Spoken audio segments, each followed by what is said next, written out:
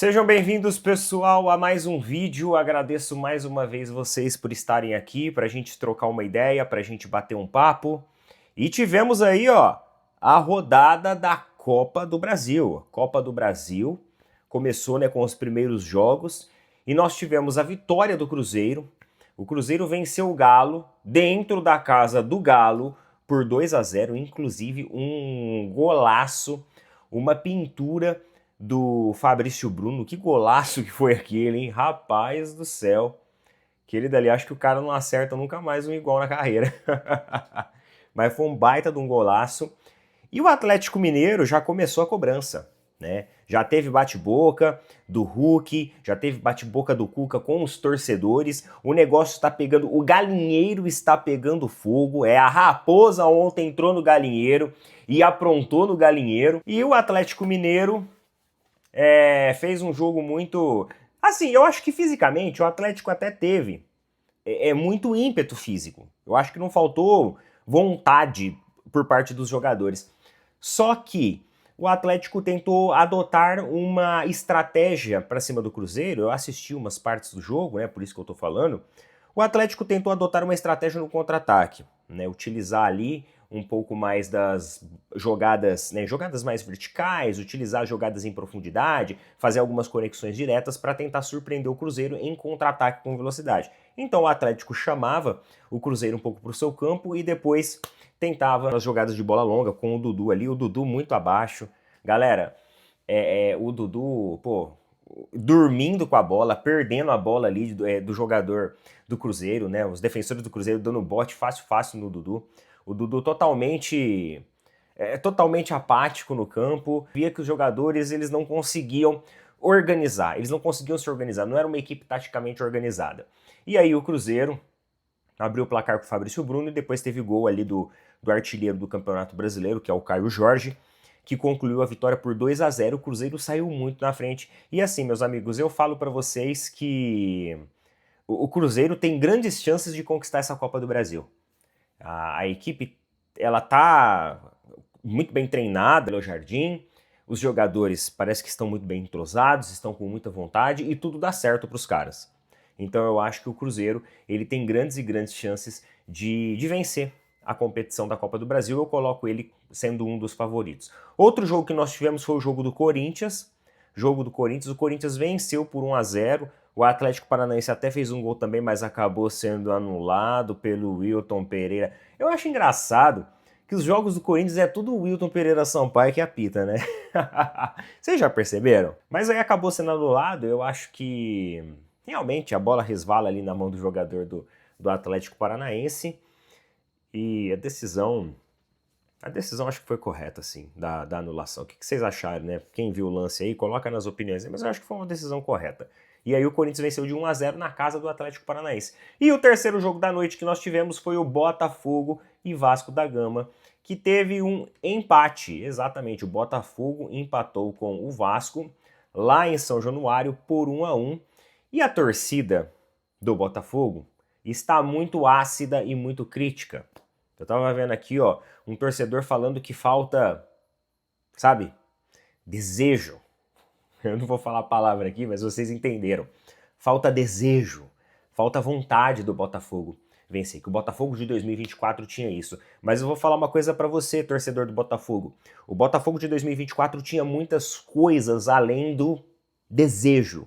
O Botafogo de 2024 tinha um técnico que se adaptou muito rápido ao futebol brasileiro, ele conseguiu pegar a mão do futebol brasileiro, é mais ou menos igual o Jardim no Cruzeiro, ele conseguiu pegar a mão do futebol brasileiro e também tinha jogadores ali como Thiago Almada, como Luiz Henrique, que faziam muita, né? Eles eram uma espinha dorsal ofensiva, criativa, absurda do Botafogo. Então o Botafogo combinou bons jogadores, tecnicamente falando, um bom técnico, que soube se adaptar muito rápido, fazer a leitura da competição muito rápida e, além disso, uma preparação física dos jogadores fora do comum. Arthur Cabral, esses jogadores que estão aí no Botafogo hoje, tirando um ou outro, eles não são nada protagonistas, eles não são nada decisivos. Então, meus amigos, eu tenho uma péssima notícia para vocês. Eu acho até que o Botafogo passa do Vasco sim, porque o próximo jogo vai ser lá no Newton Santos. Mas para mim, o Cruzeiro tá à frente nessa corrida pela Copa do Brasil.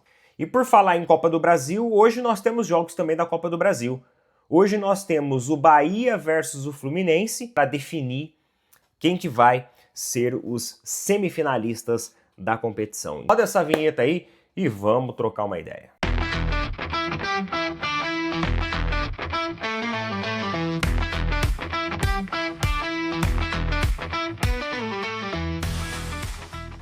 Não se esqueçam de apoiar os nossos parceiros da Tribo da Sorte. Tribo da Sorte é uma plataforma dos bolões dos jogos eletrônicos e oficiais da Caixa Econômica Federal. Eu estou inclusive com a plataforma aberta aqui e nós temos a Loto Fácil de Independência, que vai sortear 220 milhões agora no começo do mês de setembro, no dia 6 de setembro. Então você pode passar o feriadão no início de setembro já milionário. É só você acessar o link que eu estou colocando fixado aí nos comentários ou o QR Code que está aparecendo aqui e você vai entrar em contato com o pessoal. Vai abrir um chat e você pede lá, gostaria do cupom de desconto lá do canal do Opina Porco. Eles vão gerar o cupom, vão mandar para você e você vai poder utilizar e pagar mais barato aqui nos bolões da Tribo da Sorte. Além disso, tem o Dia de Sorte, Dupla Cena, tem as outras Lotomanias também, vários e vários. Todos os produtos que você tem lá nas boas e velhas lotéricas, você tem disponível aqui com tecnologia e inteligência artificial. Com apenas um único bolão, você participa de vários conjuntos numéricos que vai aumentar as suas chances, beleza?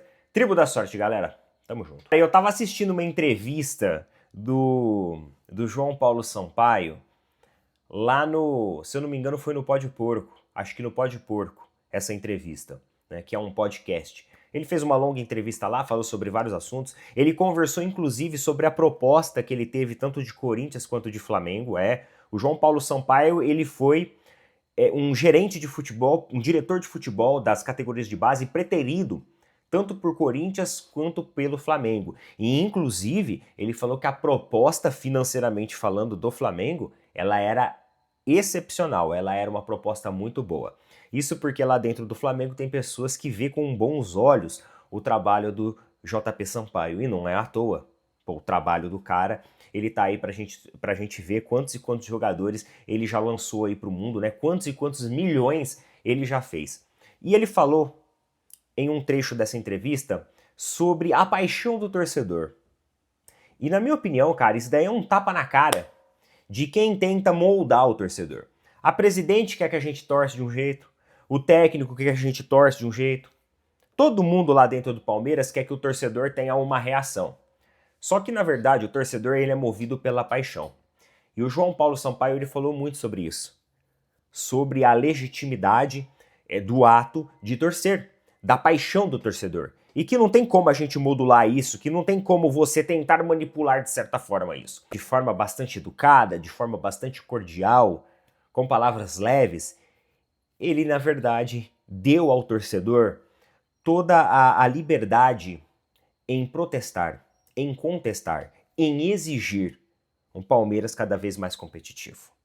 E enquanto a nossa presidente, o nosso técnico, eles ficam tentando, assim, modular a forma como o torcedor vai agir, o João Paulo dá a legitimidade disso pra gente. Sem atacar, tá?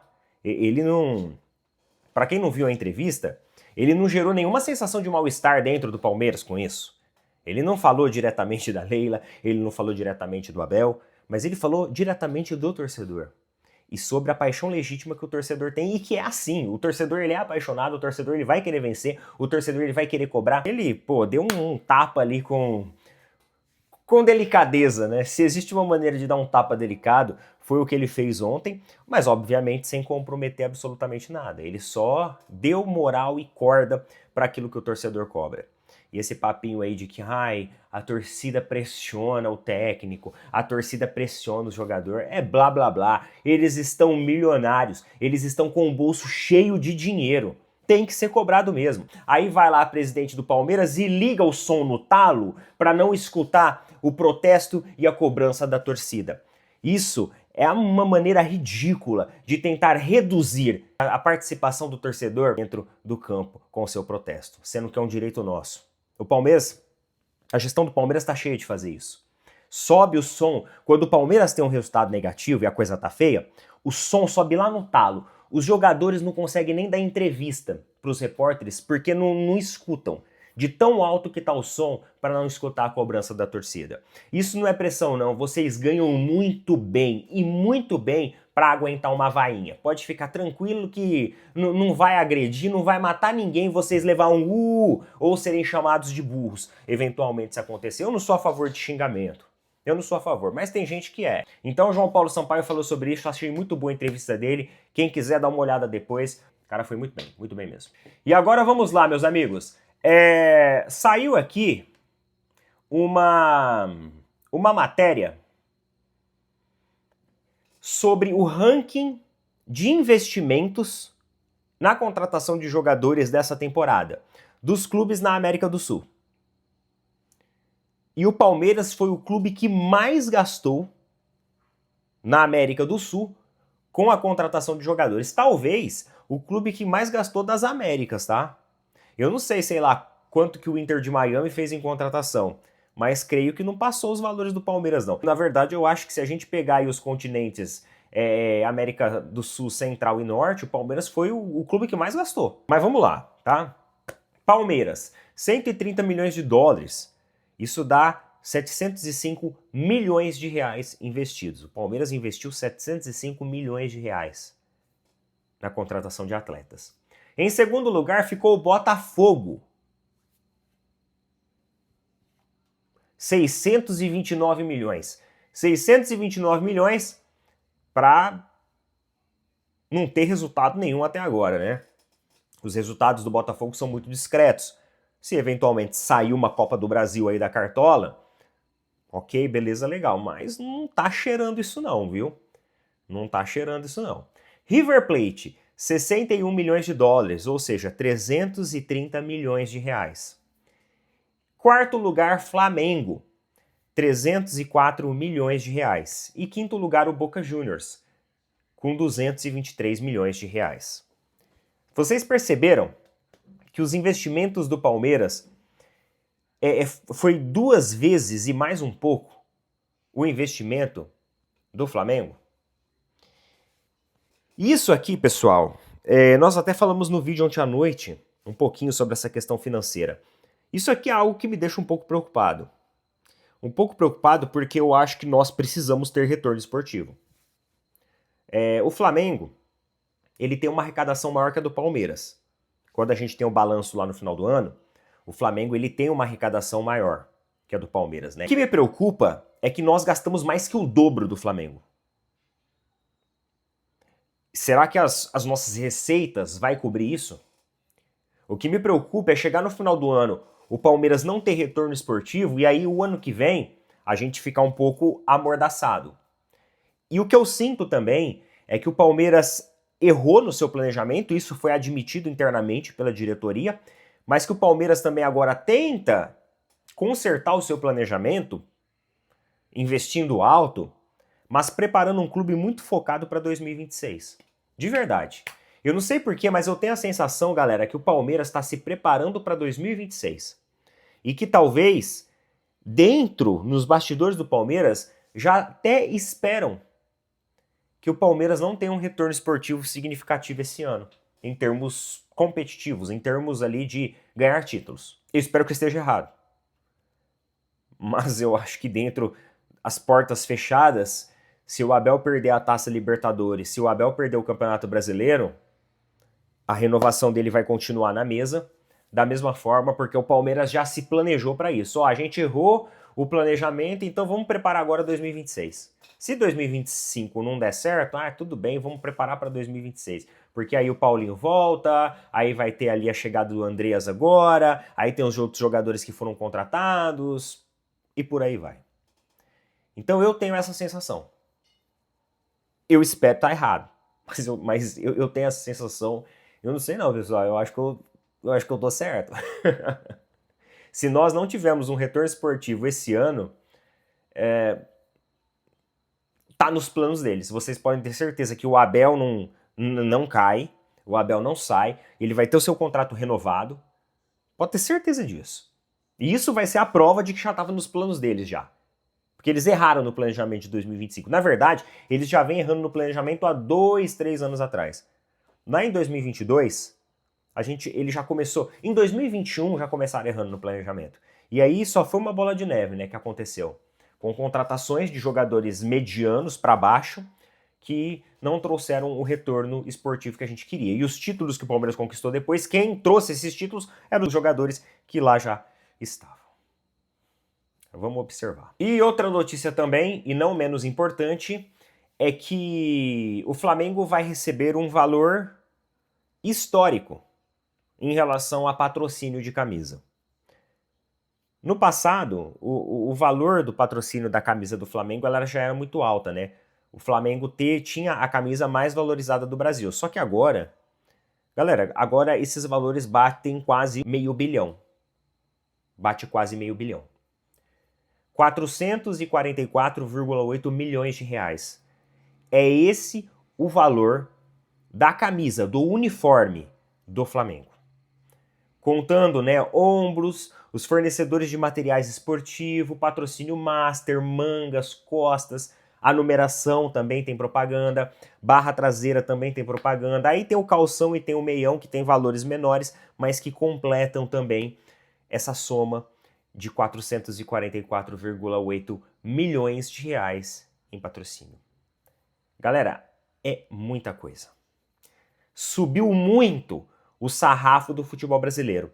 Há uma temporada e meia atrás, nós estávamos falando de 250, 260 milhões. E já considerando um valor extremamente alto. Agora nós estamos falando de um recorde histórico que está perto da casa do meio bi. Vocês entenderam por que eu fico preocupado com o que o Palmeiras gastou? Porque dos jogadores que o Palmeiras contratou, desses 700, mais de 700 milhões investidos, 4, 5 jogadores foram ótimas contratações. O resto era dispensável. Na minha visão, era dispensável. E aí a gente volta no vídeo de ontem, à noite. Para quem não assistiu, assiste lá depois. A gente volta no vídeo de ontem, que nós falamos sobre a filosofia que o Palmeiras tem que se aproximar de tentar trazer jogadores que vistam a camisa e resolvam, e não que sejam jogadores para disputar posições, mas que já tenham o protagonismo de chegar e assumir a camisa. Talvez isso vai evitar milhões desperdiçados. Na minha opinião, das contratações do Palmeiras, 5 contratações foram boas. O resto, a gente teve aí alguns milhões que, na minha visão, está sendo desperdiçado. A gente não tem, por exemplo, um patrocínio anual de camisa desse tamanho. Se a gente tivesse, eu até falava para vocês, olha, beleza, vai. Vamos apostar. Só que o Palmeiras não pode apostar. O Palmeiras tem que ser certeiro. O Flamengo gastou 300 milhões. E foi mais certeiro do que o Palmeiras. Porque o Flamengo corrigiu os problemas que tinha. Que eram os problemas ali da lateral. E aí o meio-campo, né, que tinha perdido o Gerson e tal. E agora o meio-campo se encontrou de novo. O Palmeiras não corrigiu seus problemas ainda. Temos um buraco no meio-campo. Então a gente vai precisar caminhar um pouquinho mais para corrigir isso. Esperamos que o Andreas consiga corrigir. Mas um jogador só eu acho que não consegue corrigir. Eu acho que o ideal seria nós termos um volante, assim, claro, o Andreas, mas também um meio armador. Beleza? Coloca nas opiniões aí. Tamo junto, valeu, falou, até mais.